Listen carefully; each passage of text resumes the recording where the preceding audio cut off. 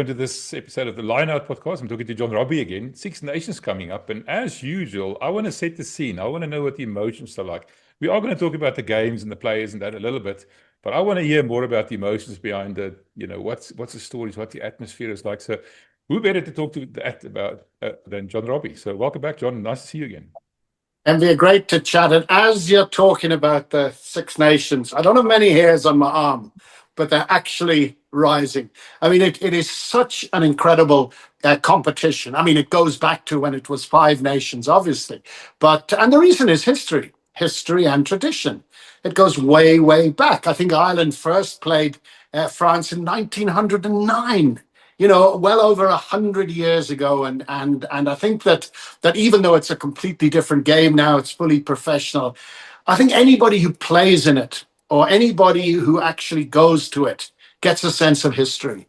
In the programs, I mean, I was a great collector of the rugby programs, and they would always have, as well as updates on the modern game, they would always have an article going back into the past, some famous game from the sort of the deep past, and that whole thing sort of brought the traditions together. I can remember as a youngster going to Lansdowne Road, and the French were they were like they came from a different country. Their spectators were the first to really dress up in wacky outfits.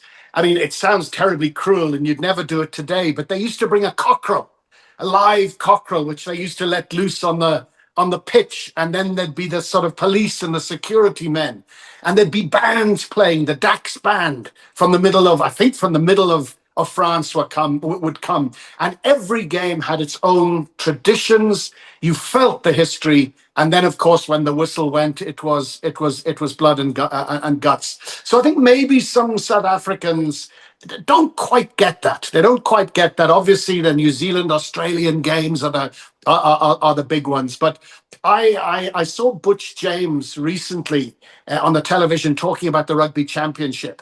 And, South Africans here maybe are not quite into it as much as they are. And Butch James was saying, this is like the World Cup over there. This is massive, massive. And it struck me that he could have been talking about the Six Nations. So I would say to all South Africans and to everybody, when you watch that game, all right, these guys are standing on the shoulders of giants. And those giants are the guys who've been playing in this tournament. Well, obviously before Italy joined, it was five nations for over 100 years. And as I say, even talking to you, the hairs on my arm have risen even more, MVA. You're giving me, my hairs are rising on my arms and on my legs and everywhere. So, yeah, that's exactly what I wanted. Just a correction, there's not the Rugby Championship he was talking about. He was talking about the Champions Cup. The Champions Cup. Well, there you are. That shows that even for me, yes. I sort of get mixed up with them until it gets to the final. But over there, they know exactly what it is. But that's exactly the thing. We are so far removed almost, physically and in a sense, I suppose, also metaphorically almost. We don't really know what's going on there. But what's been changing in the past now is the rivalry with Ireland specifically has been, getting legs of its own. France as well. I mean, France was, all cock-a-hoop about setting things right last year, November, after the 2023 quarterfinal loss against South Africa. And then we went and beat them with 14 men. I mean, there's so much at stake here. We want to see what these players are like. And what's very important, I think, for this Six Nations specifically, is the Nations Championship coming up. For the first time, we're going to be playing other nations throughout the year. At the end of the year, is going to be a Nations Champion being crowned. We're going to play England and France and everybody. They're coming to South Africa as a matter of interest. And that puts the Six Nations into perspective for me. But before we get into that, I want to talk to you about, you mentioned the five nations. You actually still played in the five nations. Talk to me about that. When was that and how did that happen? Gosh, now you're going back. And I mean, my playing for Ireland, I've mentioned it before with you, MV, that it was so Irish and ridiculous in that I didn't play in the Irish trial. So I was at best the number 5 scrum half. I'd just turned 20. And when the selectors went into the meeting, I was at best number 5. And then they came out at halftime and announced a squad session, and I wasn't in the squad session. And then they went back in to pick the team after tea, and I was in the team. So it was ridiculous. And we played against Australia, and we lost, quite narrowly against Australia. I kicked a couple of goals. And then we played France in the first game of the championship. France in Paris. And I remember, I was so excited, obviously, but so terrified because in those days, rugby in Ireland, Scotland, and England was very amateur. It was good and it was competitive, but it was amateur. But the two sides were Wales, believe it or not, people listening now, and France. And whereas we would prepare with a gentle club game against some side from, maybe Connacht, who you beat easily, Wales and France were playing Toulouse versus Toulon or Narbonne and Béziers in those days in front of massive crowds. Cardiff versus Swansea, Llanelli versus Neath, and so we were always at a disadvantage. And I think I told you we went to Paris and we trained and we went to the marvelous Stade Francais, sorry, Parc des Princes it was in those days. It had just opened and taken over from the old stadium that they used to play at. Now, of course, they play in this brand new stadium up in the north of France. And so training at the stadium was incredible. And then we went to this reception at the Irish embassy.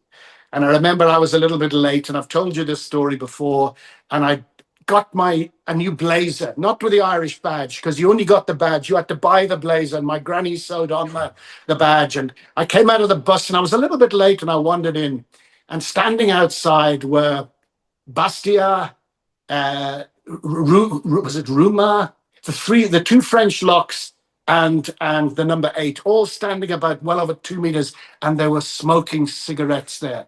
And they looked like they looked like superheroes. And I came in looking like this little schoolboy, and I sort of wanted to go home. And we were well beaten. We were 6-5 down at halftime, but lost quite heavily. But what an experience!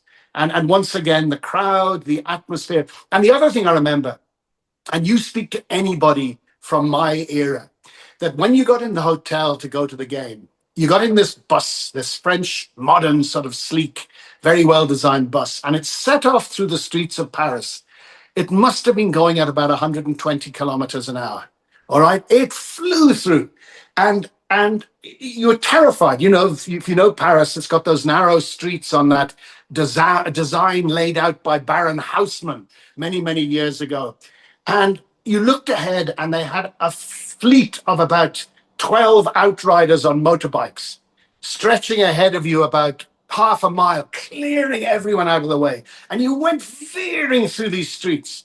And we always used to joke that this was a plan to terrify the visiting side.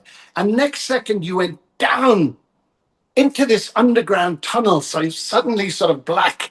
And then you arrived underground at the stadium. Now, coming from the old Lansdowne Road, which was like a lovely old Victorian stadium, almost, this was something new. And right from the start, you knew you were up to something, up against something special. And then as you came onto the field, you saw the French side coming. And we were playing in these old Irish jerseys, that were like a piece of sacking. And they had these modern, slick, fitting jerseys, and they were all tanned. And you thought to yourself, uh-oh, I could be in trouble here. And usually MV Ireland was. In trouble. Just very interesting thing. You sent me a picture the other day. You said you were 20 when you got your Irish cap. You're now 70. You turned 70 the other day. And you found that cap. That's it's an interesting story. Tell me about that. Well, I found it. I mean, obviously, I knew it was tucked away in a cupboard. But my dear mate Ollie Campbell and I debuted that day with a hooker called Johnny Cantrell, who actually spends a lot of his time down in Cape Town, down in the Cape. And he got in touch and just said, "Do you realize it's 50 years ago on January the 8th?"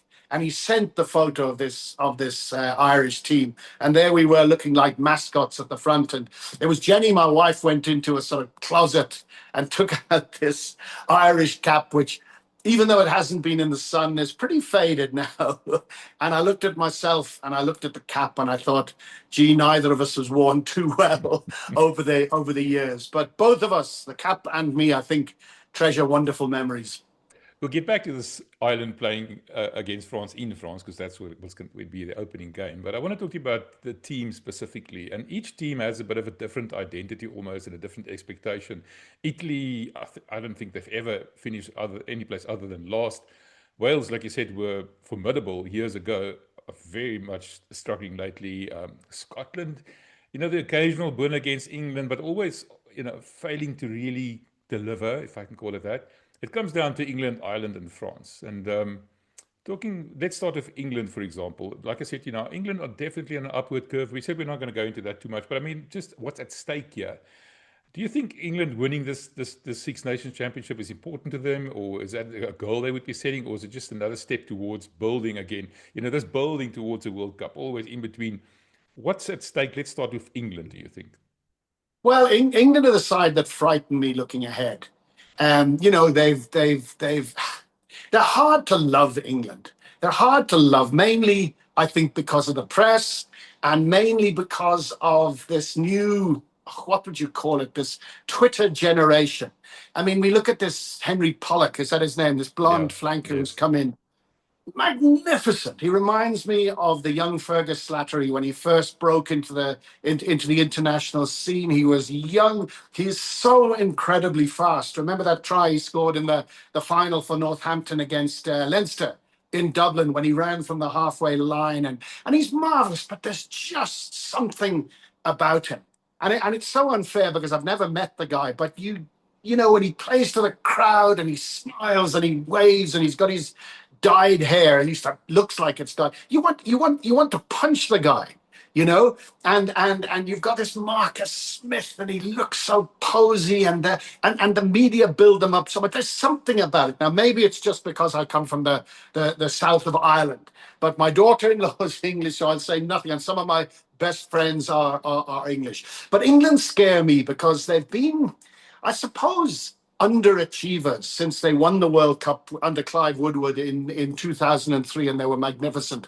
But you look now, they've got a good grizzled side with a lot of experience. And also, they've got some youngsters coming through now who look sensational. This centre, the 6'5" centre, who I can't even remember his name, and they've got some wingers there who are fast. And they look like a side that when you look ahead, you know, at the sort of, what are we now? I suppose we're the almost the halfway or just over halfway to the next World Cup, and they look like a side that sort of means business now. They scare me. Let me go back to Scotland though, because Scotland have got some wonderful players. Now, admittedly, some of them are South Africans and some of them are New Zealanders, but they've got some wonderful players. And yet, under Gregor Townsend, they've never quite delivered. And as you say, apart from England, they should have beaten the All Blacks for the first time ever in their history. They've never beaten the All Blacks. I think they got a 0-0 draw back in 1963, if my memory serves me right. But they've never beaten the All Blacks. And you look at Scotland. So Scotland, especially in Murrayfield, would be a very, very tricky game. So I don't think they'll win it, but you know, to get them on their day would be tricky. Wales, I can't see them winning a game. Italy, I think you've been a little bit unfair to them, that they've had some great performances, but certainly England, Ireland, and France are the big ones. And of course, being the opening game, France versus Ireland is a huge one. Whoever wins that game gets off to a flying start in the Six Nations, and it's a hard one to call because both of them have got problems. Some with injuries, and of course we've got this big Anthony, this French monster prop who had a heart attack, has got a heart problems, and we would certainly wish him well and never wish that on anyone. But we know so much depends on the scrum these days. We know that to our advantage in South Africa, and with injuries or changes in the front row, that first scrum or those first scrums will be very, very important indeed, because as we've often said before, MV, if you win the scrum battle well, it's very difficult to lose a game. And so it's a tough one to call. I mean, normally you look at Ireland's record in Paris, even with the recent success of the Irish, and it's shocking. I think between 1983 and between 1980 and for about 17 years, I don't think Ireland won in Paris. And even in glory years, they battled to win there. And yet 2 years ago, we thought they're going to get hammered. Ireland will be in trouble, and they belted the French. And then last year, in Dublin, we felt that Ireland would be far too strong for the French, and the French belted Ireland. So it's a very, very difficult game to call. But that first scrum will be vital. And also, Fabien Galtier, the coach, who was a wonderful player, and of course spent some time playing in Cape Town. Can you believe he came to South Africa because South African rugby was so strong and he wanted to learn? I think he played for False Bay, if I'm not mistaken. He came over here. I actually bumped into in a lift in Cape Town once and had a very broken but nice conversation with him. And he's no mug. And when you drop Penot and Fiku, and you drop the number 8, what's his name? The guy who begins with an A. You know the guy, the guy. I mean, the guy who plays for La Rochelle. I mean, you're not doing that out of spite. You're doing that with a reason. And I wonder, are they going to bring something special? Maybe play an even more expansive game than usual. But it's a fascinating one and very, very difficult to call. But I know you'll ask me to make that call a little bit later on, and I'll have a go. I think the elephant in the room at the moment for us and many of our supporters, one of our contributors, Hugh Griffin, is a Welsh supporter and a Scarlet supporter, but yeah, there's a lot to say later because what's happening in Wales? I mean, like you just said, they were a formidable team in the past, just a recent past actually. And what's going on there? And what can we expect from them, do you think? I have no idea. All I know is that I know we beat them by 93 points, whatever, in the Kitch Christie era. But Wales since then have done well and have got far in World Cups and have beaten South Africa, but for us to beat them by 70 points last year was incredible. France beat them by 40 points, and it's tragic. And you have this wonderful club history. I mean, when I was a seasoned Ireland rugby international, and I'd captained Leinster, and I'd captained Cambridge and Trinity and Greystones, and I got a chance to go and play for Pontypool, the famous Pontypool club. And I went over there, and such was the stature of that club, and the coaching, and the crowd, and the competition, that I felt like a youngster. That was the sort of the status that Welsh rugby had. And when I met the great Ray Prosser, the famous coach, he was the famous one. He was a bulldozer driver. And when he went on the Lions tour in 1959, and he met Tony O'Reilly, this eloquent, educated genius of an Irishman, and he said to him once, he said, "I don't like the university boys." He said, "You use big names like corrugated iron and combine harvester," which I thought was you use big words, he says, like those. But he was a wonderful, wonderful guy and a wonderful coach. And you look at the Welsh forward packs, the Pontypool front row. I mean, obviously immortalized in song, with so many of them. But obviously the great singer Max Boyce, who came over to South Africa, and I was very lucky to interview him and go to his concert. Rugby in Wales and France were the pinnacles. Obviously, New Zealand and South Africa in the Southern Hemisphere, but you only saw them every few decades. And I think it's been a combination. Obviously, when rugby went professional, and Murray Mexted said this, I've said this to you before, that the advantages some of the sides had of toughness, farmers in South Africa, farmers in New Zealand, Welsh coal miners, that physical toughness that they had over the university boys of the others. When it goes professional, that'll fall away because everybody will be hard and will be tough. Also, I think that the small population of Wales, I mean, Wales is a tiny, tiny country, as is New Zealand, of course. That will ultimately go against them. And then I think bad management, bad organization, bad finances. When you've got players threatening to go on strike because they're not getting paid, when you get top Welsh club players moving to English sides, because they want to be guaranteed of a sum. So they're in big trouble. And somebody told me recently, and I've said it to you again before. In fact, I've said a lot of this stuff to you before, Veer, but that's what conversation is about. Somebody said there's only 2 schools in Wales in Bridgend playing rugby. Now, Bridgend, the home of J.J. Williams, Steve Fennick, some of these legends, to have only 2 schools playing rugby and the rest of them now playing soccer. is really tragic. But hopefully they'll get a generation that come through. And looking at the television, there are some good players coming through. And of course, Reece Zammit going back now. He's a very, very special player. Hopefully that will lead to a little bit of a comeback, because those of us in our generation, for a while, we were quite pleased to see Wales getting the odd smack, but it's gone too far now, and rugby without Wales is just not the same. You mentioned just now when you were talking, you talked about Llanelli, I think you called it, and Neath, those more storied clubs almost. Now, they went regional, I think, in 2003, and that's now sort of what's not working out. Shouldn't they just go back? I know we're not here to talk about Wales. I'm just interested. You talked about Pontypool and all those names and stuff. Yeah. Shouldn't they go back to that rather? Well, you see, you can't really do it, because now, I mean, people in South Africa talk about Leinster as a club, but Leinster isn't a club, it's a province. It's a province, and there's all those clubs underneath. And of course, what Wales didn't have was a provincial system.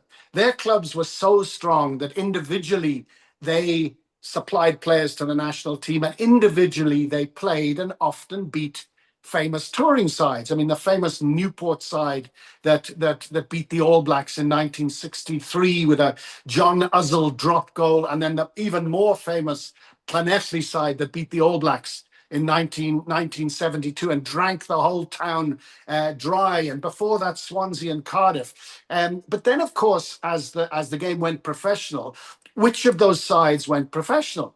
And you had maybe 6 sides that could do it. And in order to, I suppose, placate the members of the club sides that lost their names, you got, the Dragons came out of Newport and Pontypool, but none of them retained their names with the exception of Cardiff. Llanelli became the Scarlets, and the Ospreys were Neath and Swansea. And I think that in a way sort of confused loyalties. And I mean, I'm no expert on this subject, but I know Welsh rugby is in real trouble. And yet, you go to the Arms Park, and I was there. Sorry, I can't call it the Millennium Stadium. It's Cardiff Arms Park, which was named after a famous pub called the Cardiff Arms, which was right beside the old stadium before they developed it twice in what 50 something years. So I call it Cardiff Arms Park. And you go there, and there's still a following for Welsh rugby, and hopefully even if it's the International Rugby Board steps in and tries to do something about it. But you get a short period of bad management, and we saw the same in Australia. And your rugby can very quickly go down the drain. And dare I say, we nearly saw it in South Africa.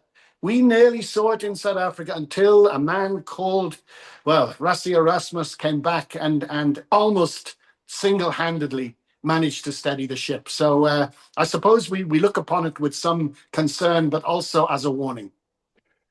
Another thing about the Six Nations is that each one of these, not just rugby championship is the same, but each nation playing the other, or most of the have a cup specifically for them. I think the most famous one is the Calcutta Cup. Now, when I talk about these little almost sub-competitions, if I can call it that, which one is the best? Calcutta, that's England versus Scotland. There's one, I don't know how to pronounce it, Ireland versus Scotland, the centenary, I'm not sure how to pronounce it. I don't know. Here we are, I'm going to get into trouble now. Do you know why they do the interviews with people after games? And the guys stand there and they say, yes, we were delighted to win. The group played well. We stuck to our processes. All this crap that comes through. And it's the same with cricket. And the reason is behind them, you have the sponsors board. And that's giving the sponsors some exposure. And it's the same with rugby. I mean, rugby never had a trophy for the Six Nations. There was never a Triple Crown. There was never a trophy. I think you had the Currie Cup in South Africa and the Bledisloe Cup in New Zealand, but it was the honor of playing. And now, of course, for television, you have to present a cup. And as a result, every tournament has a cup. Nobody knows the names of them. There was the famous occasion when the late Joost van der Westhuizen presented the cup to the wrong team. Do you remember? Because it was the series and he gave it to South Africa, he should have given it to, I mean, nobody can even remember them. But the Calcutta Cup was separate. And it went back to the old days of the Raj. That was the English Empire in India. and the Calcutta Club, which I think was mostly cricket and polo, polo on horses. They had disbanded and they emptied their money chest, which had all these rupees, silver rupees, and they turned it into this wonderful silver trophy. And obviously, somebody had a rugby background and presented it annually to be played between England and Scotland, and it still is, and it's wonderful. But unfortunately, we talk about things that have added value to rugby, and I believe professionalism has for some of the problems. But all these ridiculous trophies have devalued the actual trophy. I mean, again, now, and you've got me on a pet theme here now. But I look at the Curry Cup. When we talked about people in different countries not perhaps realizing the importance of competitions, when I grew up in Ireland, we'd heard of the Curry Cup, but South Africa being very much isolated in terms of media and in terms of rugby, more and more so. I remember the Curry Cup, we knew what the name is, funny name. I think most of us thought it was spelt with a Y, not an I-E. And then I remember seeing a little photo in the old rugby magazine. The very first rugby magazine was called Rugby World. And it had a little photo of the Curry Cup being awarded to Northern Transvaal at Loftus. And behind, you could see the stadium, this packed stadium. And I remember for the first time thinking the Curry Cup. And of course, when I came over here, the Curry Cup was the best club competition or provincial competition in the world, bar none. It had the highest standard, the biggest crowds. And I'll never forget running onto the field in 1987, that infamous game when Nas Botha kicked all the goals in the wet and we were ahead, Transvaal 15-6. Still the greatest kicking performance in the history of the game with that old leather wet ball, 4 penalties and 4 drop goals. And I can remember running onto the field and passing the Curry Cup and just touching it with my hand, this beautiful trophy, this jug that was there with this great base and all the teams there. And I lost 2 finals, and I never really got over it, And I look back with great regret. And now I see the Curry Cup. Half of the people don't know what it is. And some of the coaches now have even confided in me that they actually hope they don't win their Curry Cup game. They get knocked out because it takes away effort. So I think it's tragic, and I'm all for change. I'm not completely stuck in the past, MVA, but things that are important in terms of tradition, for goodness sake, keep them. I'll tell you another one. My beloved Lions, who play this wonderful rugby. They got a smack this last weekend, but with limited resources, they play wonderful rugby. How, in the history of the universe, did they come up with a red jersey and black shorts? It must be the most boring, awful set of colors in rugby. And we used to have that Transvaal band, the white band on the red band on the white with those trousers and distinctive socks.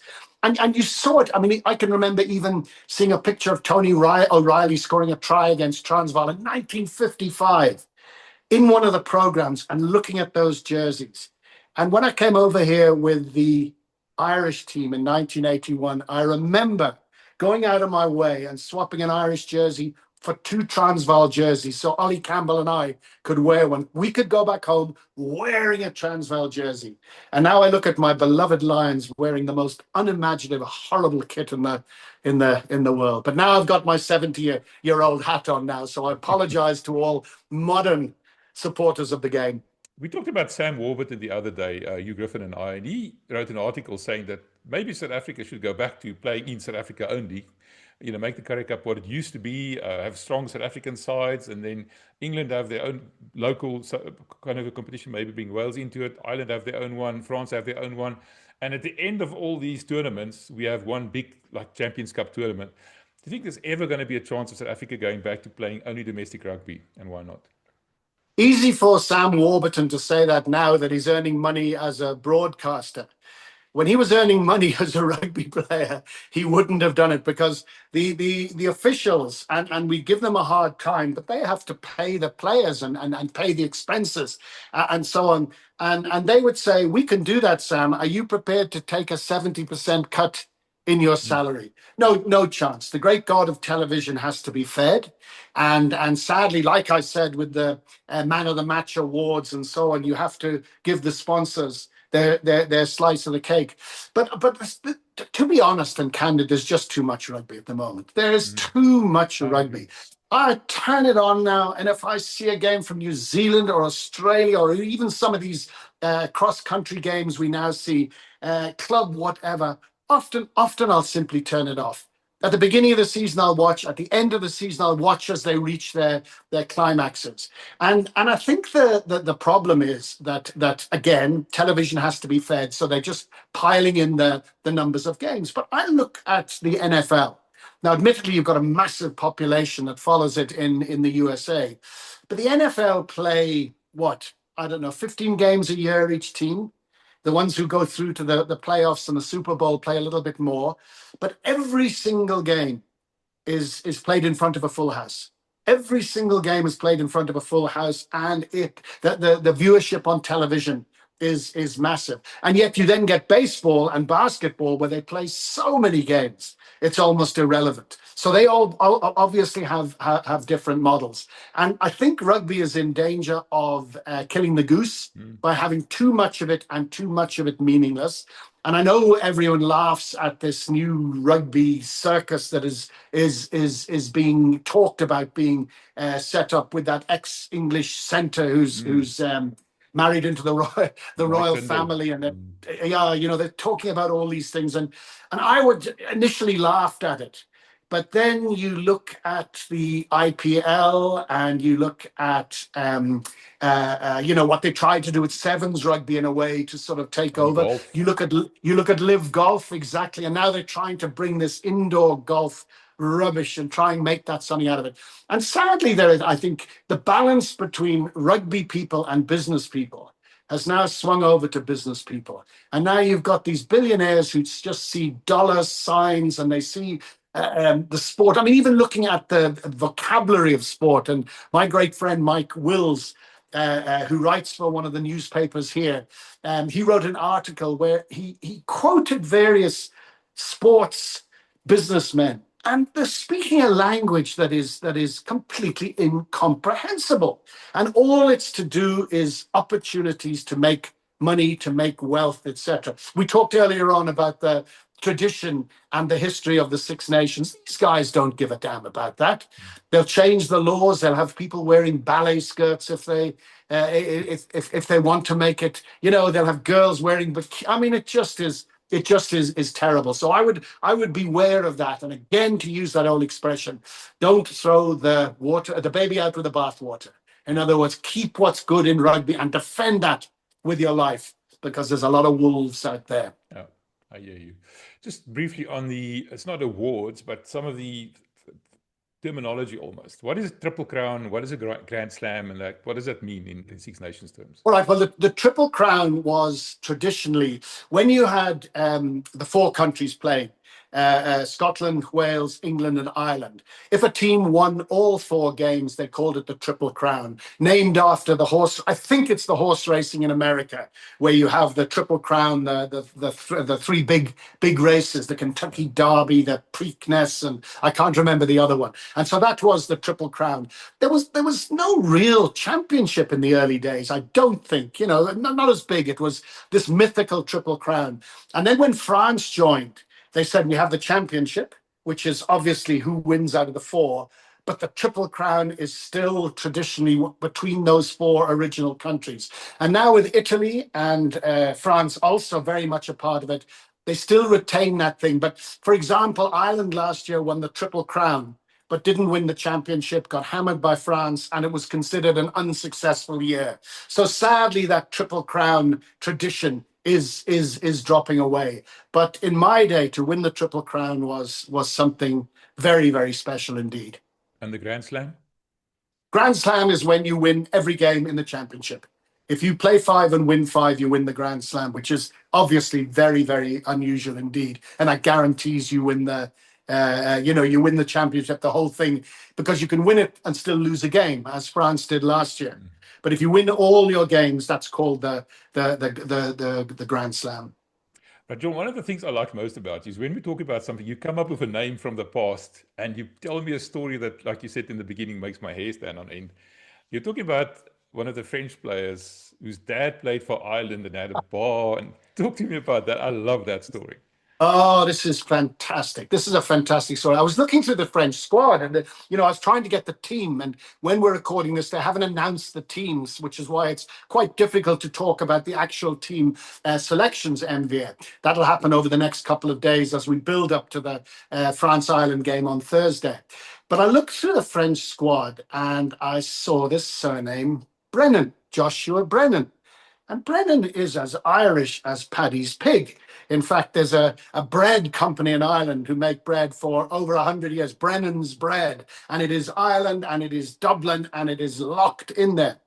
And as we've spoken about before in Ireland, the game in Ireland, with the exception of Limerick, which was very much a working class game and an upper class game, the rest of Ireland, rugby tended to be a middle and upper class game. It tended to be a game of the universities and university graduates. And then gradually it spread into the game it is today.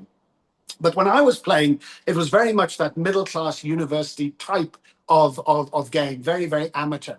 And then in Dublin, this company, the meat packers, and that's exactly what they were. They were people who worked in freezing warehouses, packaging meat, and they tended, how shall I say, without being unkind, not to come from the class that I had mentioned. But everyone was proud, the meat packers. Even the name, it didn't have a fancy name. It was based on their club. And interestingly, now, 50 years later or whatever, they've amalgamated with Maynooth University, and they're one of the strongest and upcoming clubs in the country. But they're still very proud of their background, the meat packers.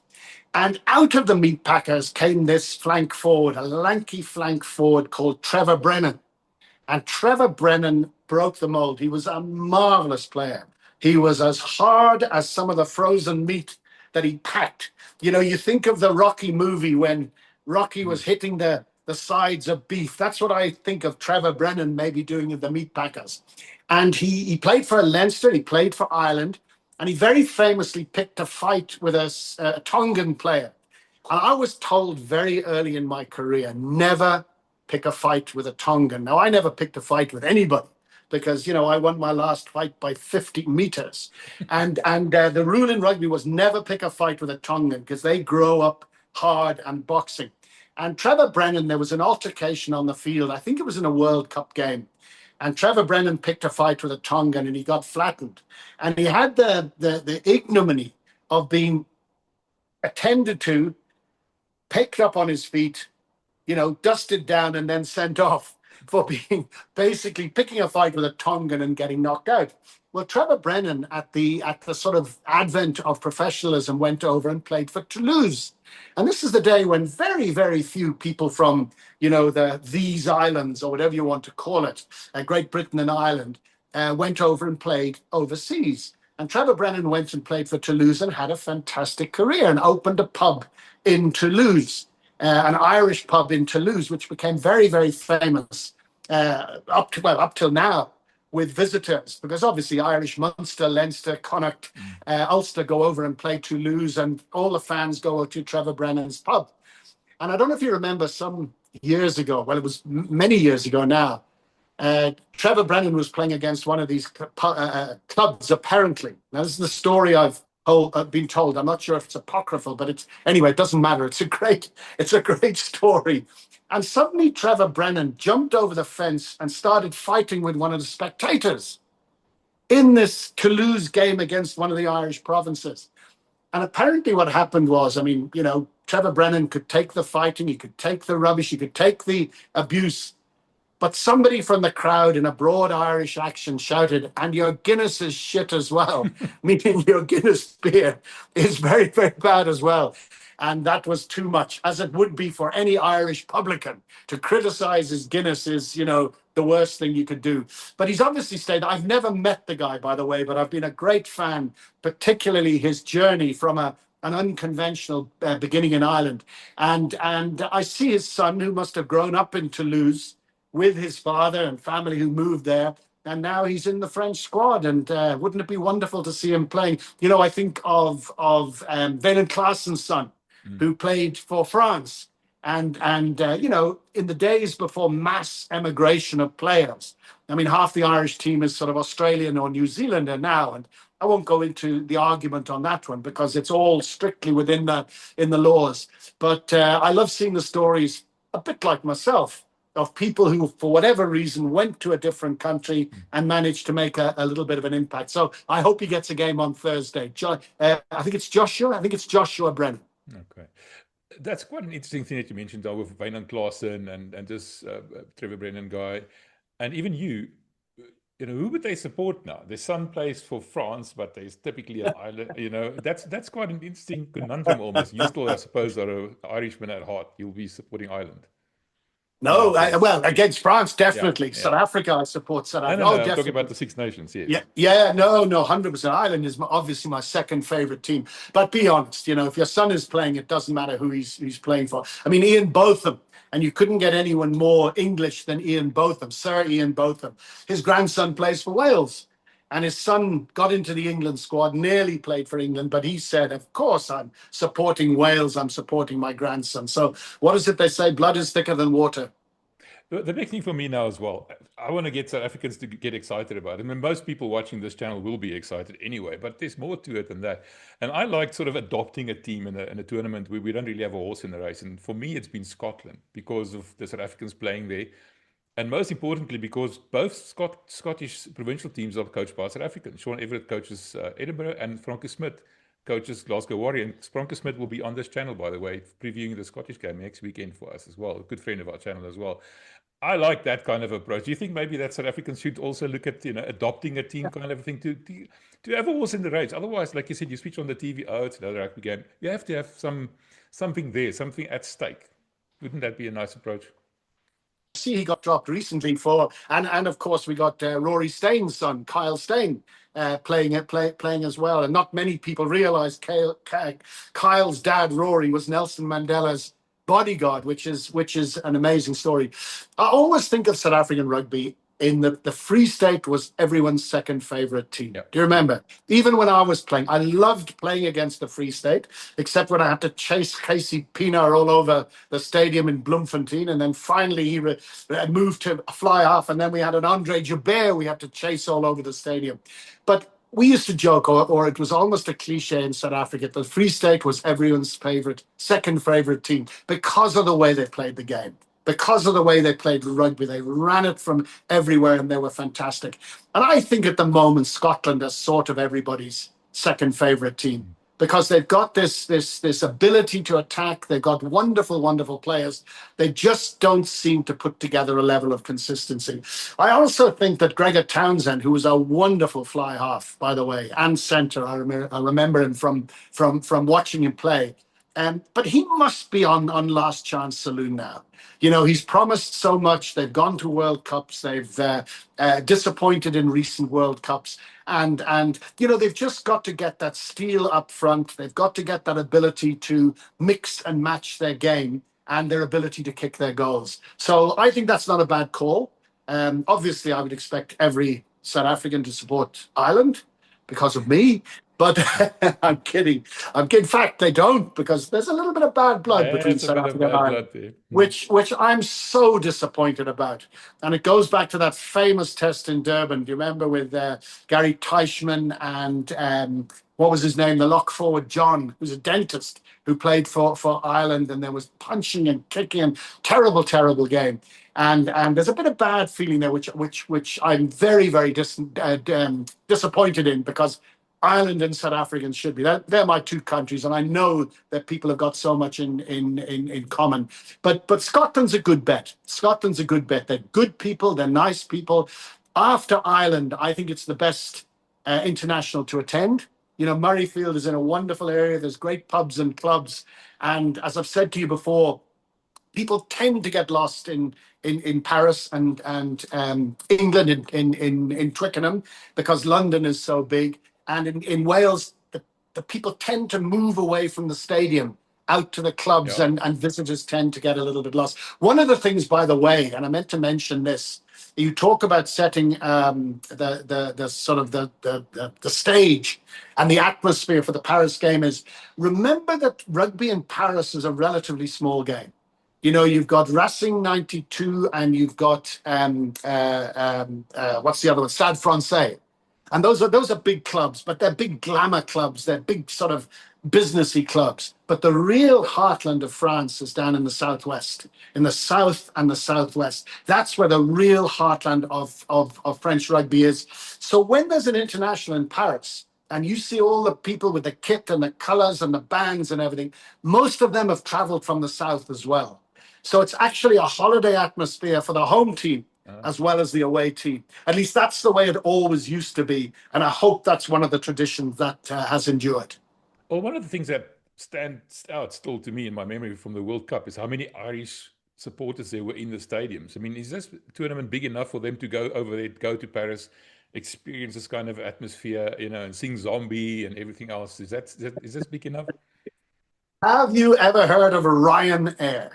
Ryanair was this tiny little airline, a country family airline in Ireland. And then this guy qualified from Trinity College Dublin with a business degree called Michael O'Leary. Mm. And he's a little tough little businessman. And he bought two shops in Dublin, newsagents that weren't doing well. And he had a brilliant idea of, instead of opening at 8 o'clock in the morning, they'd open them at 7:30 and catch the early morning people. And he made a great success of them, made gazillions, was brought in by this little country airline called Ryanair. I think it was down in County Clare or Limerick. And he virtually on his own has turned it into the one of the biggest airlines in the world, certainly in Europe. And they fly cost price. And it's such a brilliant model, because what they do is they go, and this is a general impression. Now, don't business graduates phone up and have a go at detail. But what they do is they go into the smaller airports in big cities. So for example, you might go into Rand Airport instead of Jan Smuts, or Lanseria in the old days instead of Jan Smuts, Oliver Tambo, of course. And those airports would actually pay Ryanair to take them, because the passengers would come in and make use of the services, and it would make the airlines profitable. And as a result, Ryanair sometimes discounts prices. So you can fly, my kids do it all the time, they live in the UK. You can fly from London to Prague sometimes for £15. You get this cheap flight. And I think that's why a lot of there are obviously wealthy people who save up and go top dollar and fly business class and stay in top hotels and so on. But a lot of the people get these cheap flights and go over. And it's now, you look at the Leinster games, the Munster, Ulster games, even down here to South Africa, the fans actually travel and plan for it, because it's such a wonderful occasion. And unlike soccer, which in some ways, I'm a huge soccer fan as well, Manchester United and Ireland and Bafana, by the way, and Kaiser Chiefs. But if you look at soccer, there's still a needle. I think of the crowd hooliganism in the 70s and 80s, and that went away for a long time. But now there's quite a lot of nastiness surrounding soccer. You still can't mix the teams. But you go to rugby, it's wonderful. The fans mix, they chat, they get to know each other. And I've actually talked in the past about the danger that professionalism and overzealous support of teams is for rugby, that you might lose that wonderful camaraderie. But yeah, there'll be a lot of Irish people over in France, and of course, you even get some people who go to the game without a ticket, because they know they can sit in a bar in Paris, Saint Denis, outside the stadium, watch the game on television, and then mingle with the crowd. And that's part of the rugby spirit that I hope is never lost. But gee, talking to you, MV, and I know you're going to ask me for a prediction, but my the hairs on my arms are up once again. I'm gonna build up to that prediction a little bit. Ireland is on the back foot. I see there's so many injuries. Porter is not playing. Lots of them out with injuries, and of course the big news: Bunny Aki dropped from the squad for taking on a referee after a USC match. I mean, that is a Yeah. big setback. Ireland on the back foot, I would think, for this game against France, and I suppose for the tournament as well. Yeah, I think that's the general opinion. And also remember, so many Irish were involved in the Lions tour. So many were, and I remember when Tim Noakes advised Jake White about preparation for the 2007 Rugby World Cup. And you remember he said the year before you've got to rest your top players. He said that's the trick. And do you remember Jake rested them all and they lost 49-0 Yeah, yeah. to Australia and the government called him back and everything. And Tim Noakes was right. They play so much and the training is so intense nowadays. You have to look at long-term conditioning of players.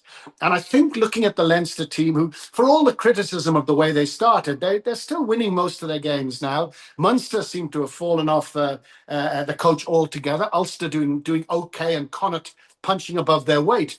But you look at the number of the Ireland team who were involved in that Lions tour after a hard season. I wonder, is that coming back to bite them? And then you get that old question of when do you bring the youngsters in and when do you let the old guys going, especially when you've got a World Cup coming up in a certain amount of ahead. So I simply don't know. I obviously know that the scrums will be vital, but France have also got maybe some question marks there. But if the Irish can hold them, the French in the scrum, I think they'll be okay. I think there's an English referee for the game. I'm not sure about that, but I think there's an English referee which tends to go against Ireland. I know Porter's not playing, but there's always been question marks, and English referees, I'm sorry, but tend to be a little bit finicky, which I don't think suits the Irish.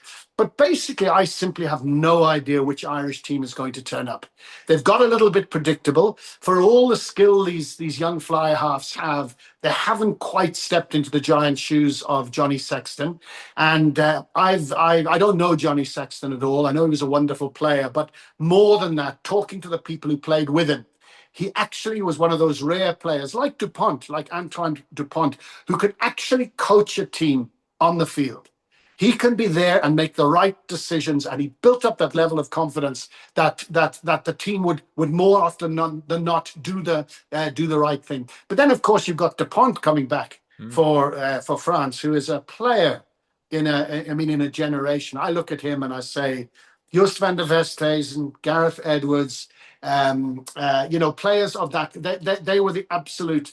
Ken Catchpole of Australia was another one. Those were the pinnacle scrum halves, and also Dupree from South Africa as well. You know, he was such an all-round player. They set the absolute standard. But Antoine Dupont, I look at him and I say that's the player I wish I was, because he's so magnificent. He's had all his injury problems. Hopefully he's back to his best, and hopefully we get a cracker. Of course, he got injured in this very same game last year against Ireland. And he's made his comeback, but it took him out for a long time. So I'm always interested to see how players return after such a severe injury.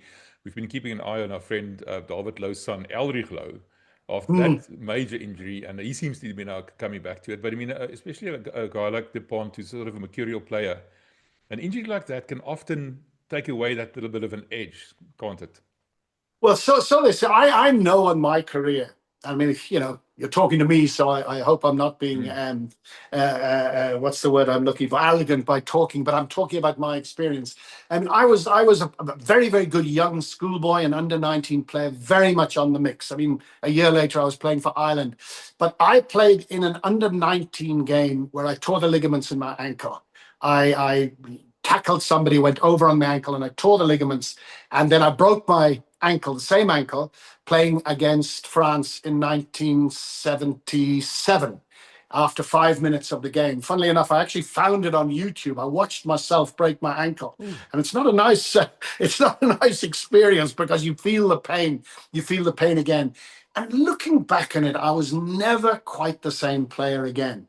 I was always sensitive. I heavily strapped my ankles, but if I went in a situation where I would take a knock or take a tackle, looking at it honestly and with some shame, there were times when I passed or kicked when I maybe had to do it. So that's a mental thing. But I suppose nowadays the people, as well as training and conditioning, get counseling, and they get psychiatrists or psychologists who look at him, and he's a hell of a player. He's a hell of a player, and that'll be one of the talking points, how he plays. Right, you talked about long-term conditioning. We have to end this, but this is something that I've been leading up to. There's too much rugby being played. Now, one of the solutions is South Africa going out of the rugby championship and starting to play in the Six Nations, becoming Seven Nations, or maybe one of the other nations drop out, or, which I suppose is a more realistic option, is the rugby championship must be played in the same window as the Six Nations is being played. Which one of those two do you think is a better solution for South African rugby? I'm not qualified to say. I'm really not qualified to say. I'll just go back to a general statement, and I'm not ducking. I could make it up, but there's too much rugby. There's too much rugby at the moment. There's too much top rugby at the moment. There's too much emphasis on money. I mean, the All Blacks playing the Springboks in Baltimore in America. I'm sorry, give me a break. That's taking away from I agree. one of the cities here. But having said that, before all the accountants in the unions have a go at me, they have to pay the bills. They have to pay those bills. And if you're looking at top quality millionaire athletes, flying them all over the world, etc., you have to pay the bills. But whatever works best. My biggest worry is that, and again, I'm now sounding like an old fart, which I suppose I am, the effect on rugby down below. In America, and I think I've said this to you before, I once met an old American guy from Texas or something, and he said that every town in America used to have an American football team. There was an American football team in every single town playing the game. And then you had the college teams and you had the professional sides. Now that doesn't exist. You get schools, you get universities, and you get the professional setup. And in those towns, you get fat Americans who eat hamburgers, sit in front of the television, and watch the game. And I'm out of touch with local rugby. I saw there was that Pretoria team that I'd never heard of winning the club championship against False Bay or Villagers or one of the teams in Cape Town. I just hope that rugby, because it's now employing top businessmen who are looking mainly at the top, don't forget the way down. And if you have too much, somebody told me recently they actually went to a club game and it was incredible. There's none of this, what you hate, people with drinks passing in front of you, music playing, everything rah, rah, whistles and bells. It's just two teams playing rugby. You can see them up close. You can have a drink with them afterwards and so on. So it's a question of balance, I suppose. And what's best for rugby has got to balance the income with the players' welfare and also the needs of the public, the marketing side of things. And I hope they get it right, because there's so many other sports are under threat from the money men, the people who don't give a damn about the Calcutta Cup or the Curry Cup or the, Bledisloe Shield, and they're waiting in the wings and don't think it can't happen to rugby. No, I agree with you. I think I might have, thrown you a bit of an unfair question there, because what I was actually doing was lumping together the time frame with the question of South Africa becoming part of the Six Nations, which is actually a bit of a different question. I'd hate that So to happen. that's Oh, what I'd I'm hate that. asking you. That's why I'm asking No, you. I'd hate that. I think it's so wrong for South Africa. I mean, New Zealand and Australia have blown it with the best will in the world. And I understand the missionary purpose of growing the game. But if I see the All Blacks playing Fiji, or I see New Zealand teams playing Fiji and the Drua and these guys, it doesn't compare. I mean, I would love still to see the South Africans playing against the New Zealand sides in the Super 10s or 12s or 14s or whatever the latest incarnation was. I think that's where we belong in this hemisphere down here.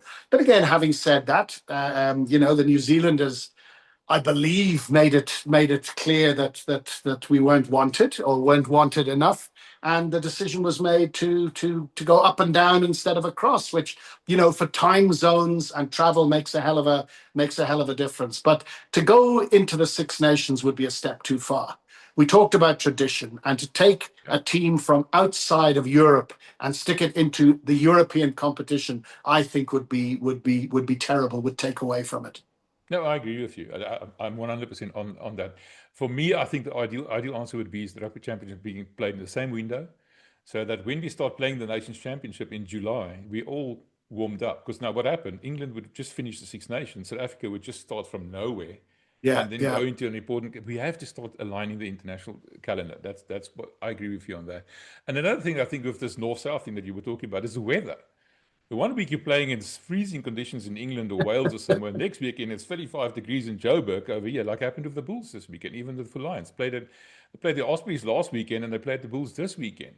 7 days, that's quite difficult, I would suppose. Yeah, well, hang on a second. I've played up here at Ellis Park against the Bulls in a pitch that was, the day that was magnificent. And I've gone down to the Western Cape and played in a gale and driving rain. And I mean, that's part of rugby. And funnily enough, I was discussing it with, and as Nelson Mandela told me, never name drop, okay? Nelson told me never name drop. Well, I had the great pleasure to play golf with Gary Player last week. And Gary is as well as still being a wonderful golfer. He shot 4 under par off the main tees at Wanderers, by the way. And he's a huge rugby fan. And he was talking about golf equipment and how it's changed the game of golf. And I said, the rugby ball, when they moved from that old leather ball to those unsuccessful early plastic models, do you remember they were like soap? And then they came to these new rugby balls. It has changed the game of rugby completely. Even in the wet, those rugby balls, and fair play to the scientists who came up with the formula. Even in the wet, you can see people pinging the ball around, etc. So I think that I mean, you look back to some of the old grainy footage of the 1960s Springbok All Black games played in the mud in Carisbrook with the rain belting down, and the game was an absolute mud bath and pile up. And you look at now, even in the wet, the ball still gets moved around. So I think that's just a challenge the modern players have, and they have it far better than we did in terms of conditions. Yeah, I hear you. Right, let's get down to the nitty gritty before we end off there. Who do you think is going to take this one? Who's going to win this? I think it'll be France. I think it'll be France for many of the reasons we've discussed. Also, I'm fascinated at how you can drop these, Aldrit and Ficou and Penaud. How you can drop them. You lose your giant prop forward, etc. You've got another one, of course, the lock forward whose wife is having the IVF treatment for a baby. Every mother and lady in town will support him for that, and I do as well, because after all, it's only a game. Flamand, is that his name? Something like that.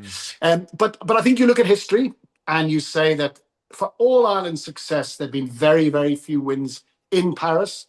The French are still smarting from the last World Cup, so they're up for the World Cup. Ireland have got I think the aftermaths of that Lions tour on a lot of the players, particularly the Leinster players.